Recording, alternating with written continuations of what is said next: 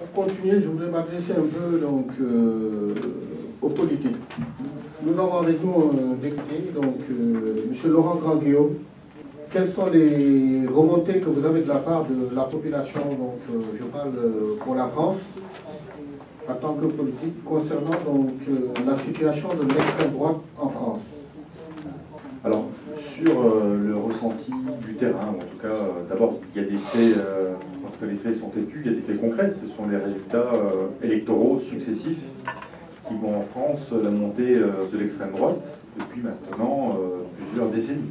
Les digues ont déjà sauté entre la droite et l'extrême droite.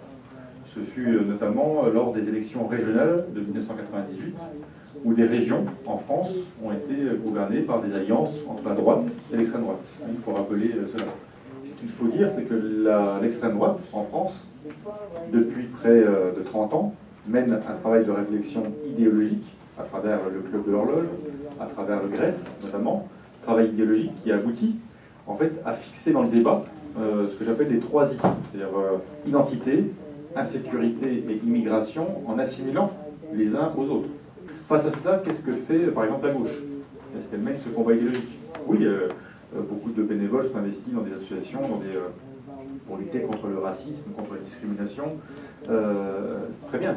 Mais en même temps, quelles idées sont portées collectivement face à ce danger que représente l'extrême droite? Parce qu'aujourd'hui, on a une gauche qui est émiettée, en état de peut-être liquéfaction, je ne sais pas. En tout cas, il y a un brouillage idéologique.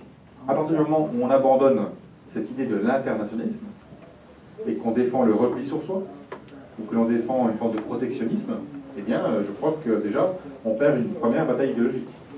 Être de gauche, c'est être internationaliste, c'est s'ouvrir aux autres, mais c'est aussi créer des éléments de régulation au niveau international, en regardant ce qui se passe aussi au-delà de la nation, même de l'Europe et du continent européen. Ensuite, le combat pour les libertés individuelles. Parce que si ce qui distingue la gauche à la droite, c'est seulement de dire on veut plus de régulation, moins de régulation, on veut plus de contrepartie au crédit d'impôt compétitivité emploi, ou moins, si c'est ça en fait le débat au sein de la gauche, ou même entre la gauche et la droite, eh bien alors nous nous trompons de combat. Et je crois que là, il y a aussi, une faiblesse importante, et il faut revenir à des combats comme celui des droits humains, les libertés individuelles, et ne pas laisser justement ce sujet-là à l'extrême droite. Même si on peut être minoritaire à un moment donné sur le plan politique, on doit mener le combat pour être majoritaire justement sur le plan social et le plan des idées. On a le sentiment parfois que les progrès techniques que nous connaissons aujourd'hui n'aboutissent pas forcément à des progrès humains. Et sur ces questions-là, en fait, il y a peu de réponses apportées.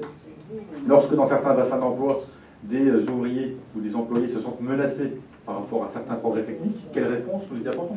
Il ne s'agit pas de dire qu'on est contre le progrès technique, mais il s'agit de dire quelle réponse on apporte aux transformations, aux mutations qu'il y a dans la société, pour faire en sorte que tous les citoyens, en quelque sorte, puissent bénéficier des progrès et ne soient pas justement les victimes de ces progrès. Et je crois que là aussi, il y a tout un travail à faire, parce qu'on voit bien, dans le rural et dans le périurbain, par exemple, l'extrême droite, elle monte aussi parce que, justement, les citoyens ont le sentiment d'être abandonnés, de ne pas avoir de réponse politique face à leurs problèmes. Et si face à cela, nous-mêmes, on n'est pas armés idéologiquement pour convaincre, pour casser justement en quelque sorte cette spirale du repli et du rejet des autres, eh bien l'extrême droite ne peut que progresser. Et au niveau européen, parce qu'en fait, si l'extrême droite progresse en France, elle progresse en Italie, en Pologne, en Grande-Bretagne ou en Allemagne, il n'y a pas de raison qu'elle ne progresse pas partout. Parce que nous sommes sur le même continent avec des problématiques qui sont souvent semblables. Et je crois que tous les citoyens et les républicains d'Europe doivent aussi travailler sur le plan idéologique pour justement proposer un nouveau chemin, une nouvelle espérance.